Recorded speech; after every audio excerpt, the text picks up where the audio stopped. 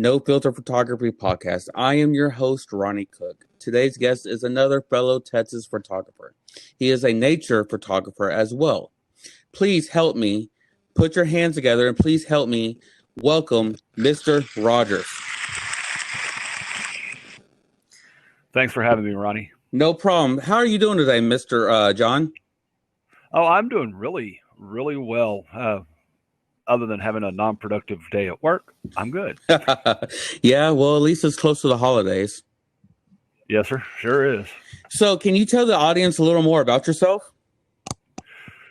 Well, I grew up in Midland, since you said I was another Texas boy. Grew up in Midland, graduated from Midland Lee way back, 89. Dabbled in photography a little bit then when it was still film. I sort of halfway did some yearbook photos for my freshman year in high school. And it was black and white, but I didn't do any of the processing. I'm former military, spent a couple of years in the Air Force. Didn't take any pictures there. Excuse me. But I got into my photography real seriously here about 2.5, 3 years ago. Nice. So, well, actually, that brings me to the next question. How did you get into nature photography?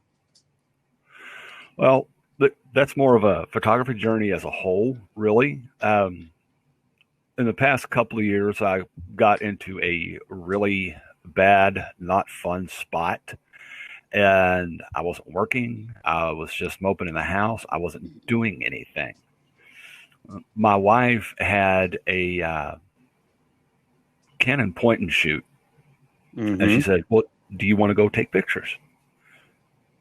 And I said, well, yeah, do you have a camera? So she got out her Canon point and shoot. It had a built-in zoom lens. You could still tweak the settings some. So I went out and took pictures. Now, because we live in a rural area, it got to where I was actually taking more photographs of nature than anything else, and that's how I became a nature photographer. As a matter of fact, one of the first pictures I took with that Canon point and shoot was on a redbud tree that's maybe about 120 feet from where I'm at right now. And I just went up and took a close-up picture, and my wife said that's been my best picture to date, and that was on a Canon point and shoot. Yeah, those point and shoot cameras are pretty nice to have just to pull out your pocket or your bag if you're going somewhere on vacation and be able to just, I want to take a picture real quick and I can just pull it out, snap it, and go on your way. Yeah, and that answered that second question I think you were going to come up with. Is that what kind of camera did you start out with? Yeah. What camera did you start out with? Well, actually, so you said you were in high school. While you were in high school, you were on the doing photography for the yearbook and stuff. What kind of picture or what kind of camera did you use then? Oh, I have no idea. It might have been an old Minolta or something of that nature. I don't know. At the time, I didn't pay real close attention. I was just out snapping pictures. Oh, okay. And that's the way I took it. It was I didn't really have an eye for it. Personally, I'm not really artistic in that particular sense, or never have been. So, but I enjoyed the process of going out and finding something to shoot. That's a big part of what I like about the photography that I'm doing now, is going out places and shooting stuff and, leaving it behind for other people to shoot. Yes. So somebody else can discover it.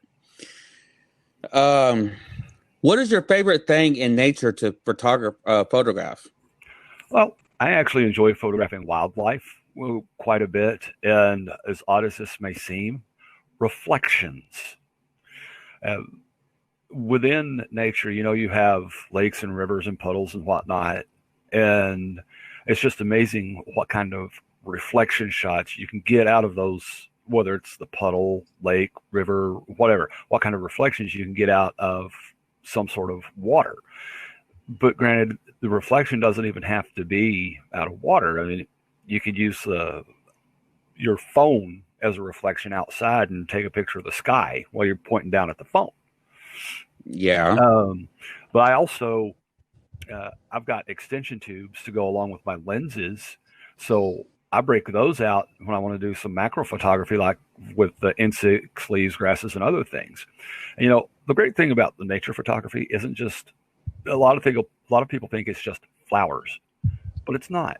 Nature encompasses quite a range of topics, such as wildlife and reflections, and there's just a bunch of stuff. It's the nature category as a whole is a catch-all, but includes quite a diverse set of things to take pictures of. It sounds like it. I mean, honestly, nature, I kind of figured flowers or something like that. But you're right. You can take pictures of wildlife, deer, anything really in nature. Yeah, yeah, and don't forget that nighttime photography. A lot of people that do astrophotography, that is a subset of nature photography, technically. Oh, that's true. That's very true. Well, when you go out and go shoot, what gear do you take with you? Well, it depends on what I'm wanting to shoot and how I'm wanting to shoot. A lot of times, now I started on a Canon Rebel T6, so that's been my primary go-to for a lot of stuff I've done. And that particular kit, that camera, that T6 came with an 18 to 55 lens and a 75 to 300 lens, and I used those quite a bit until I felt like I was ready to branch out or get some sort of improvement out of the stuff I already had. So if I'm going on a relatively short walkabout, like here in the RV park that I live in, I've got a Sigma 18 to 200 lens that I attach to my the EOS 7D is what I'm shooting on now, and we'll get more into that here in just a minute. But the 18 to 200 Sigma lens I have is very versatile because the 18 end of it dips into the wide angle range of where lenses can go, and the 200, it gives me that zoom I need if I'm shooting wildlife or something of that nature. I've got plans to hit some state parks that are relatively nearby after the first of the year, and I'm going to carry my entire repertoire with me, which is quite a bit. It's probably about a backpack full of about 30 pounds of gear, including my tripod and my camping chair to sit on should I need to. But go ahead. Yeah, I'd rather be over prepared than under prepared. Oh, I absolutely agree with you on that. Well, through your backpack, can you go through a couple things that you do take? Sure. A lot of times, back up. Let's try that. I take at least one of my camera bodies. And the EOS 7D is actually kind of new to me, even though it's technically a 10-year-old camera. And I'll pack in my T6. The zoom lenses I have, I've already mentioned the Sigma 18 to 200. I also have a Sigma 55 to 200. Great thing about that particular lens is it's lightweight, but the drawback is it doesn't have image stabilization. Mm-hmm. I have, in replacement for my 18 to 55 kit lens, which I still break out from time to time, I have a Tamron 17 to 50 2.8, which is great because at 2.8, regardless if it's at 17 millimeter or 50 millimeter, you can still have that wide open if you need it. Yeah. But I still have, like I said, the 18 to 55 kit, the 75 to 300 that came with the T6. I also have what everybody calls a nifty 50. And I do have a 10 to 18 wide angle lens. So that's just the camera aspect. I've got batteries and memory cards and everything I need to take pictures. I think everybody that goes out, that's a photographer that goes out, all those little memory cards, I think all of us have like a handful of those always. Now the T6 uses SD cards, and I've got, I don't know, 6 or 7 of those that I use. The 7D comes with the memory card for that one it's called a CF card or a flash card, because the camera where the memory card sits has pins in it. So you've got to set that card in there just right. So I do get frustrated with the 7D at times for that. But yeah, I've only got one flash card for the 7D because those are getting expensive. Oh, I believe it. That camera that you said that you have, the T6 Rebel, or the Rebel T6, actually the Canon camera. I actually use the same camera, and I think I got the same kit that you did. Well, that's not surprising, considering before the T7 and now the T8, or I think the T8 is out now. But considering what all came with the kit, we got it for a very good deal. I think it was less than $500 to get the body, the two lenses, and miscellaneous other things that they just throw in there as extras. Yeah, yes, sir. I believe so. I think it was around 500-600. But I mean, for starting out, I think I've been using this for 2 years now, and I've actually got another camera, but I did away with it, and I'm still using the Canon Rebel T6.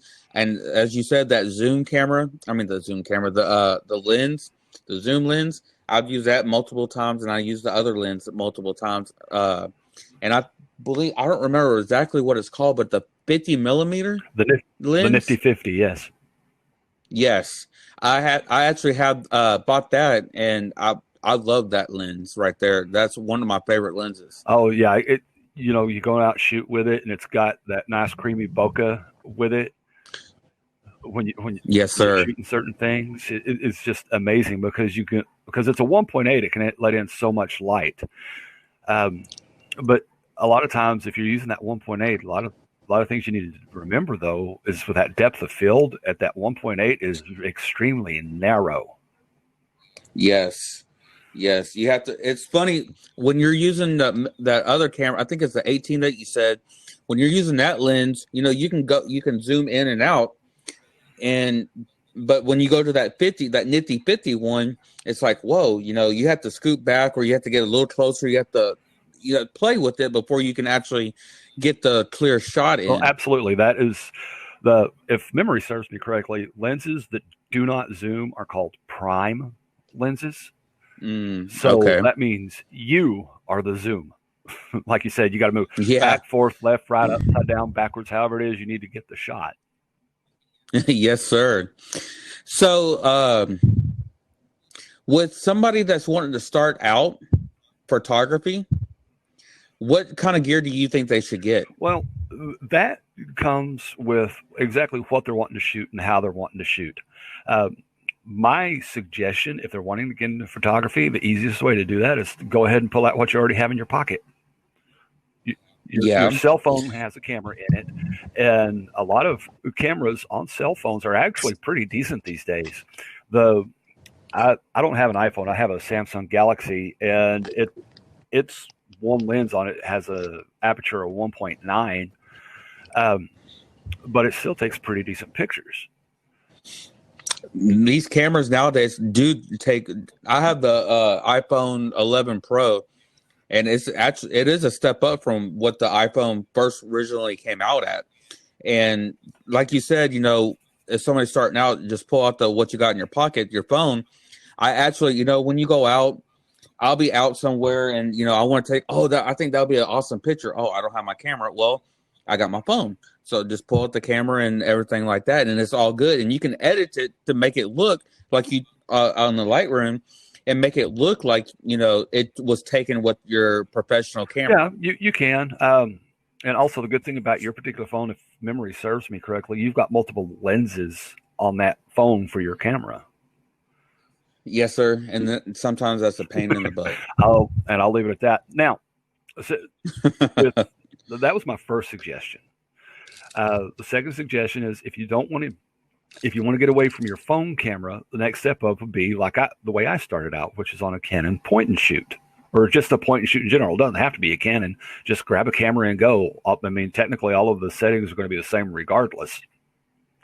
And then the next step up, if you happen to be at that point where you think you can afford a DSLR and interchangeable lenses, then go with that. But that's the way I would do it. I would be phone first, point and shoot, and then the DSLR or mirrorless or full frame or whatever it is you're going to go with. Go ahead. So, but personally for me, I think my progression from cell phone sort of halfway, I never really used it, to the point and shoot, and then my growth into the T6, and then I felt here recently, I'd actually felt like the T6 was limiting me on certain things, and I know this sounds kind of weird saying this coming from a beginner's viewpoint, but I've decided I needed to branch out into something a little beefier, and that's where the EOS 7D came in. Mm. The EOS 7D is more of a professional camera, whereas the Rebel series of cameras they're actually geared towards the beginner. Well, okay. So starting out with your first camera, why did you choose the Canon camera and not Fuji or Sony or anything like that? Well, I think part of it stems from my dad, actually. He was a photography enthusiast early on in my life. We went on a skiing trip to Colorado, and he took an amazing shot of the top of the mountain, we were on, and he had it blown up huge. And Whoa. it was a Canon camera. I'm not sure what lenses he had with it or what Canon it was. I just know it was a Canon. And, my wife and I both did some research, and it looked like Canon was going to be the easier of the setups to learn. And on the Rebel, it was real easy, real quick. I'm having a bit of a learning curve with the 7D now because some things are not in the same spot as on the Rebel, but it's to be expected. Yeah. So, and the point and shoot was a Canon too, surprisingly enough, yes, it was. SX10 or something, some weird numbers with it. I don't remember what it was off the top of my head. See, I did research as well as for my first camera is going to be, and you were right, where the Canon camera is easier to maneuver around and to learn off of than the Sony or the Fuji. But it's funny, my niece, she's 11, and for her birthday, I actually, I think I might have gotten the same camera that you have, that point and shoot camera. I actually got her that camera because she's always seen me go out there and take pictures and everything like that. And she was like, "Oh, I want to get in the take pictures too." I was like, "Okay, well, for your birthday, I'll get you a camera." And I actually got her a camera, and she's been shooting on it, but I have to sometimes remind her, "Hey, the sunset's going to look pretty today. Why don't you go out there and shoot pictures?" "Oh, okay." She won't do it half the time, but I have to remind her. So she's more into that 4-H dancing, stuff like that. So what have you learned since you started doing photography? Actually, I've learned quite a bit, thanks to, just experimentation and looking through several places on Facebook and somewhat on Reddit as well. I actually, when I got my camera, I jumped off the deep end and played with manual at the get-go. Had no idea what I was doing, obviously. But surprisingly, I got some pretty decent shots that way. Where is it? There it is. Okay. Now, I will say this for those that are listening. Starting in manual is not the way to do that. Jumping off in the deep end like that, not really the best way for most everybody to do that. Now, granted, when you're taking pictures, I don't know about the other brands, but I know Canon has, if you've got it set on auto, you've got, when you press that button halfway down before you take your picture, it gives you what your settings are. And you can try to go through that. It just took a lot of learning through self-education on how to do what. And, the one thing I can say is, regardless of the situation, I still have a lot to learn.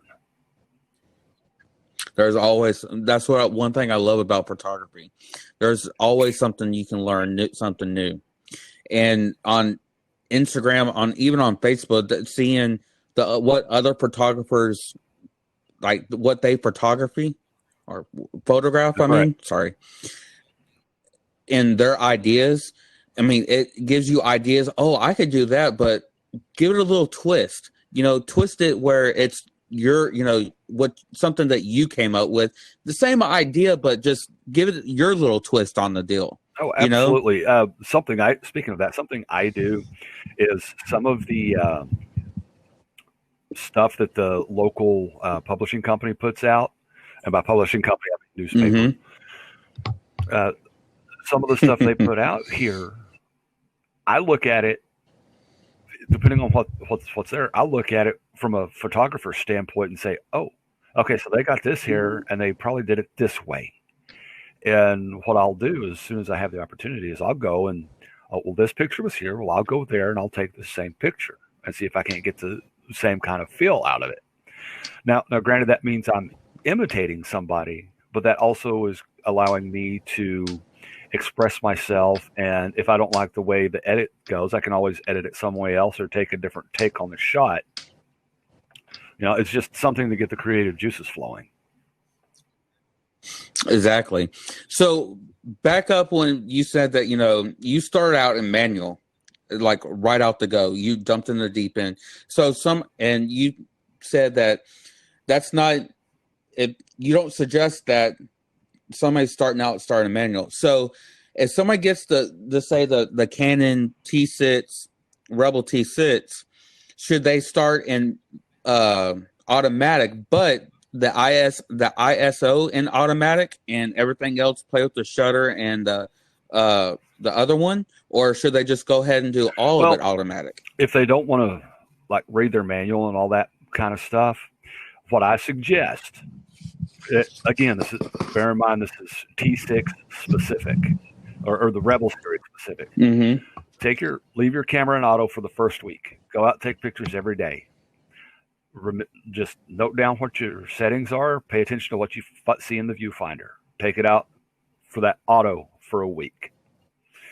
The next week, go into program mode.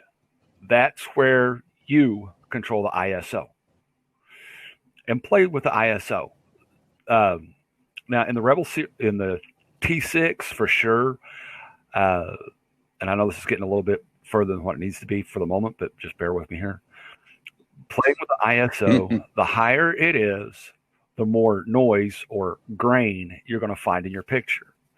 I have found that with the Rebel T6, that if I shoot any higher than 1600 ISO, I get a lot of noise. Okay, so that brings me, that's the week on program. Next thing, choose either TV or AV. TV is going to be your shutter speed. So the only thing you're going to be controlling there, where'd my camera body go? Anyway, I think with the shutter speed, the TV, you're only going to be controlling the shutter speed, really. You're not going to be that shutter priority. So you're not going to be controlling the aperture. You're not going to be controlling the ISO, anything like that. It's just the shutter you're going to be controlling. And then from there, go to AV for the next week, which is your aperture priority. Play with the aperture for a week. Those three things right there are part of the exposure triangle. If you can understand those three things in 3 weeks, you'll have the exposure triangle down and know how to modify as you go along in manual that last week. Now, that's if you want to jump into manual as soon as possible. Also, another option you could take is don't even worry about program mode or AV or TV at this point. Go to auto and then go to creative. You can choose food shots, sport shots. There's a bunch of stuff you can choose on that little dial. And you can you can change the way the shots are done. You're actually controlling the settings that way, but everything's done automatically. It's just more so in plain English than it is saying, oh, shutter speed's 200, ISO is 100, and my aperture's at 3.2 or whatever. Yeah. I agree.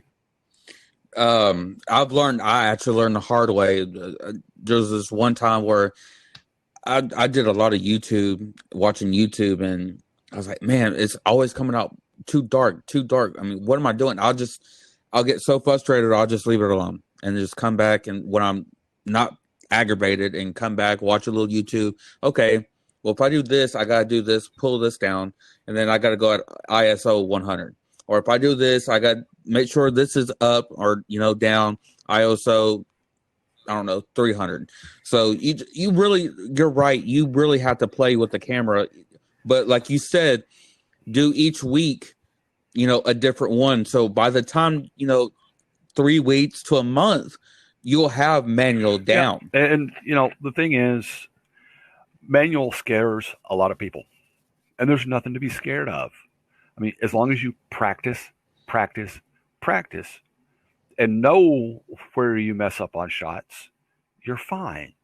Just go back and tweak your settings and go back and take the shot again, if that's an alternative. See, with nature photography, a lot of times, unless I'm photographing just a flower or foliage or something, I can't really go back to the exact same thing. So I've got to try to get my settings right on as soon as possible. Case in point here, I went out to take a shot of a cardinal the other day on my 7D, and I had the settings wrong. So I'm going to have to go into some software and brighten up the picture. And mistakes happen to everybody. Oh yeah, everybody's human. What do you think that has improved in your photography? Contrary to what I said about jumping off in the deep end, it helped me to improve my photography. Now, I'm a technical person, so the technical aspects such as the ISO, shutter speed, and aperture, they were easy enough to understand separately, but trying to put them together is where I had issues. But I've got it where, well, if I bump the aperture to 9 and my shutter speed's at 200, my ISO, depending on the lighting, may need to be anywhere from 2 to 800. So I've got that. That's a big part of what improved for me. Something else that I'm constantly trying to improve upon is, quote unquote, the rules.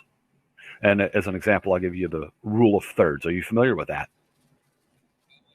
Okay. Yeah. All right. I've seen some of it. What the rule of thirds say, at least according to Wikipedia, it's a rule of thumb or a guideline which applies to the process of composing visual images such as designs, films, paintings, and in our case, photographs. A lot of people want to photograph with something in the dead center of the screen. In certain instances, that's great. That's fine. But in order to try to tell a story, you need to have things offset by that rule of thirds. Like have a tree if you're shooting across, like, say, an island or something, and you're wanting the far shore to be in the shot somehow. Let's say there's a tree to your right. There's let's say you're on an island that has a lifeguard tower on it. There's a lifeguard tower to your left, and then something there in between. And that something there in between is going to be that far shoreline. So, splitting that in such a way where the tree's on the right third, the lifeguard tower is on the left third, that's the rule of thirds. But the really key thing here, though, is it's a rule of thumb or guideline. It's not a hard, set, fast rule. Somebody once said, and I think it was attributed to Pablo Picasso, is learn the rules as a professional and then break them as an artist. That right there is, I don't know if it was actually Pablo Picasso that said it, but that right there has been one of my go-tos when people don't like what I do. And there's going to be people that don't like what I do because, I like what I see, I like what I saw, and that's the way I shot it. Now, and yeah, just it comes back to the 3 words: practice, practice, practice. Always.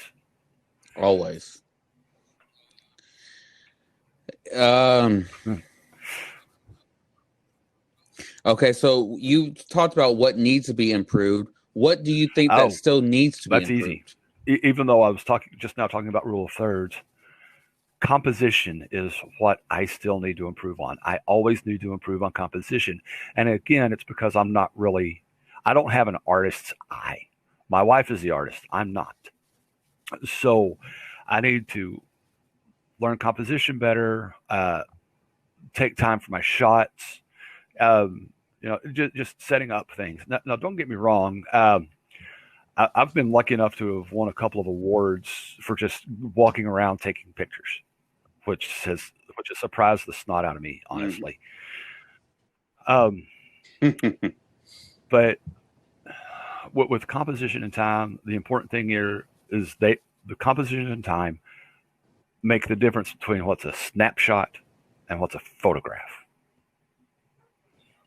I hate saying it that way because it sounds snooty, and I'm not trying to be snooty about it at all. But it doesn't take a whole lot of brain power just to hold that shutter button down for as long as the shutter will click. And I think for Rebel T6 it's like 5, 6, 7 times. But just to sit there and pause and think about it, look at your scene, compose something in your head as to what you want to see. That's my problem for the composition, is slowing down. And you slow down, you take a look, and you'll be fine. Yeah. All right. I'm going to pause this. I'm not going to pause it, but I'm going to step away just real quick.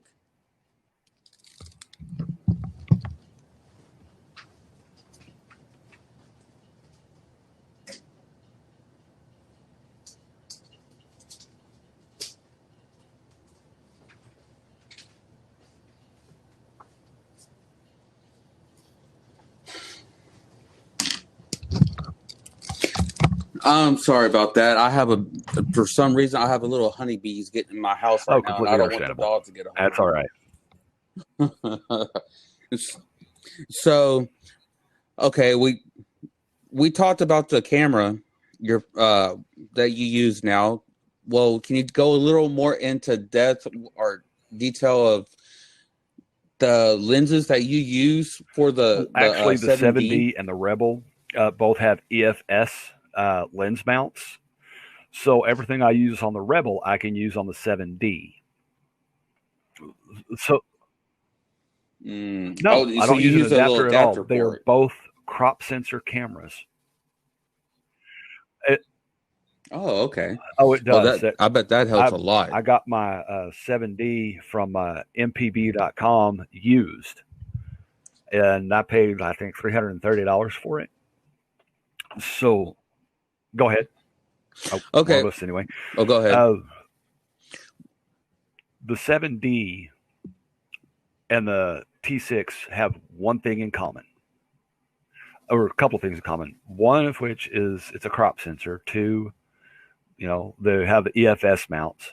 And three, that crop sensor I mentioned are the exact same crop sensor. So I know for a fact that my 7D, if I shoot anything higher than an ISO of 1600, that picture or snapshot is going to have noise. There's just no way around it with that particular sensor. Yeah. Okay, so going back, I want to go back for a minute.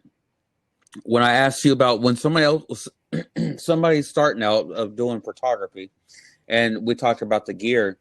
So, what should they do you think they should just go out to Best Buy, Walmart, and buy something new, or should they go to a store and get a used that's actually camera? A very good question.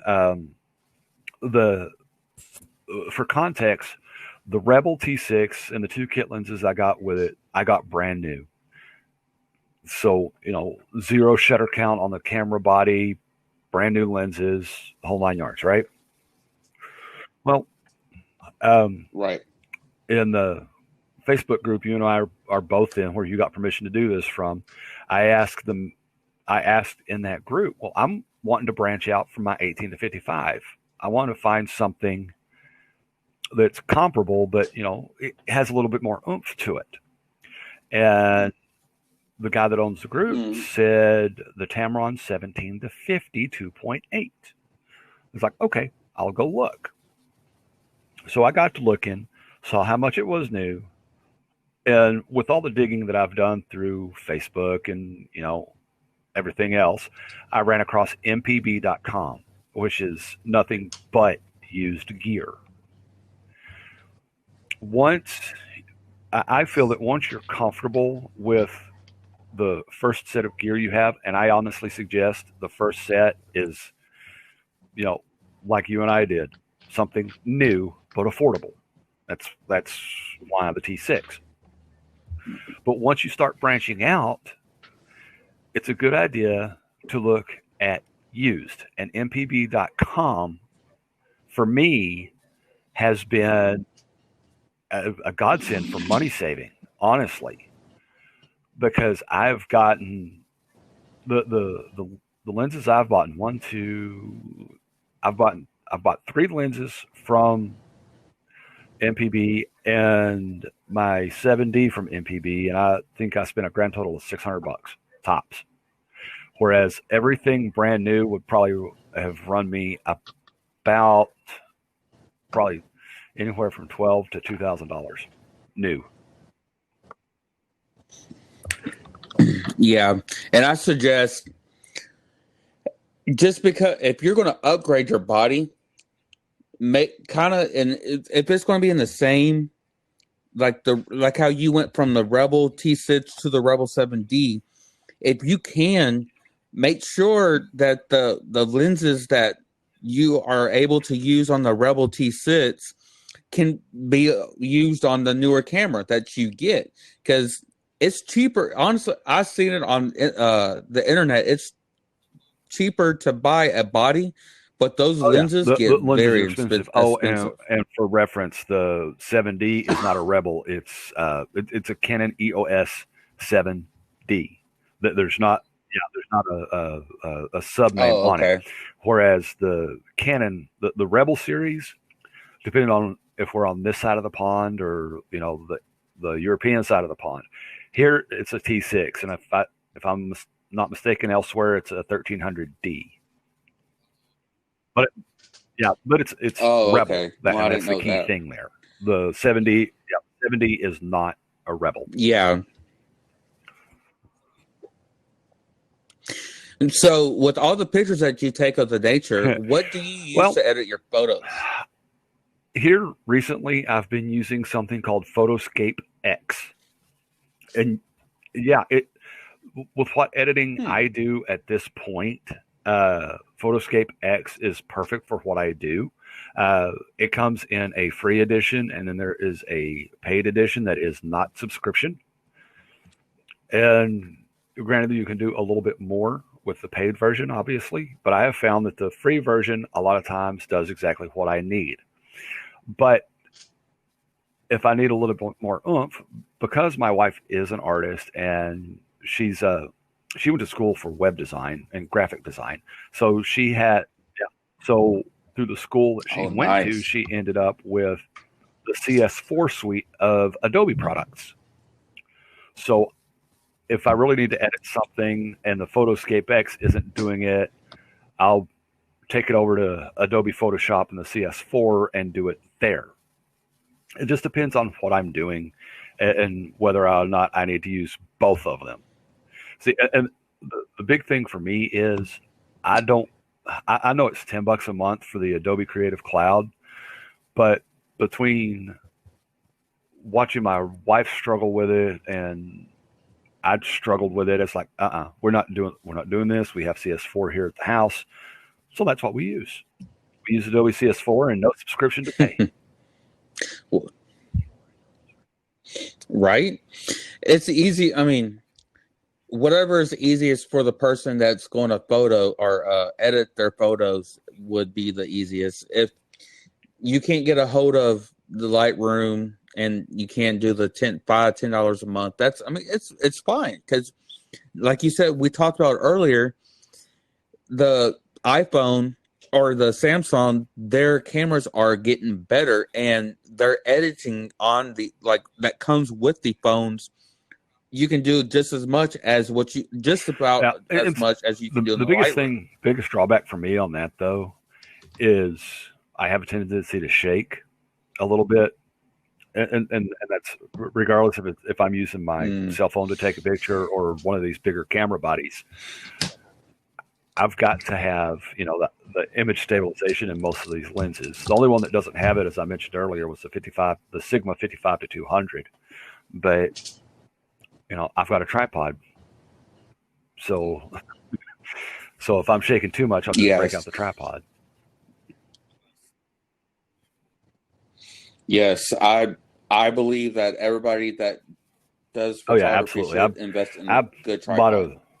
what was it? The newer tripod, Neewer here recently.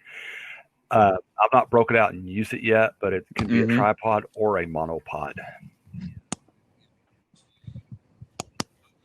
Yeah, well, I have a couple of tripods, but I think I gave one to my niece, and I have the other one somewhere. But I even have the smaller tripods where if I want to get down real low, I can, just put my camera on that real quick. And I have that on my bag. So if everywhere I go, when I go take pictures and I take my bag with me, it's there with me. They're nice to have. Like you said, if you shake or, and especially those tripods pads come in handy, very handy Oh when you yeah. do those long exposure pictures as well. So, well, the last question I have for you is: do you have any Oh tips for yeah, I someone definitely have that a wants to couple. start And the doing first one photography? is don't overestimate your ability. Now, the reason I say that is when you start asking for constructive criticism, there it's not there will be harsh words in certain places.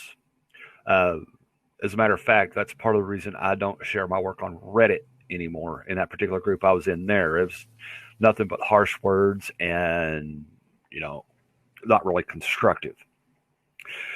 Second thing, learn the exposure triangle. Read your camera manual. Uh, this one may sound a bit controversial, but you really need to hang on to it. Don't start charging money right after you get your camera. You have to practice first. As a matter of fact, a year with my camera is a good spot for learning not only your camera, but for photography as a whole. Also, use resources such as YouTube, Facebook, Reddit, but again, be prepared for dialogue words there, as these are free. The For Dummies books of the camera you get is also a great resource. But the biggest tip I have for anyone for wanting to start photography is once you start, have fun.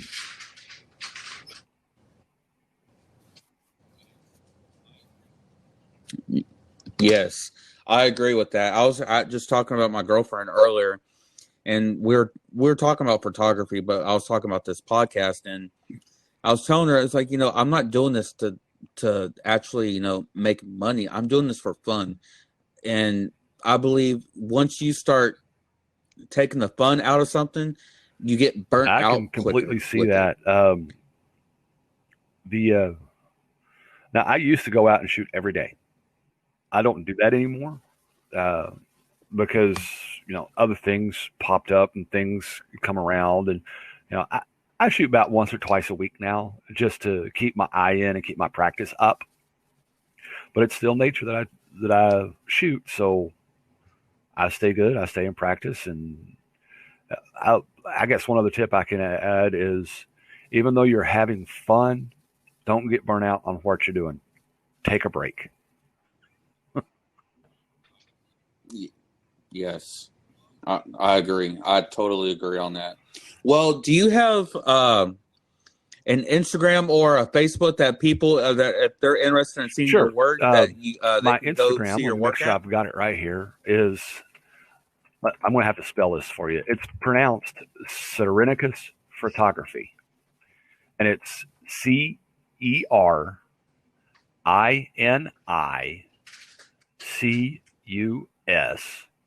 and then, of course, photography. And let me make sure I can find the correct username on that. So I'm telling you right. It's always good to chat with another fellow Texas photographer. I hope everyone that listened today learned something new and hope it helps your photography improve. Like always, I want to leave y'all with a quote. If you see something that moves you, snap it. You'll keep that moment. That quote kind of has to do with being in nature. If you see a beautiful flower or a butterfly, take a picture of it. That moment will last you a lifetime. Don't forget to subscribe so you don't miss out on any of the new interviews that comes up. And like always, thank you for tuning in to the No Filter Photography podcast. I'll see y'all next time.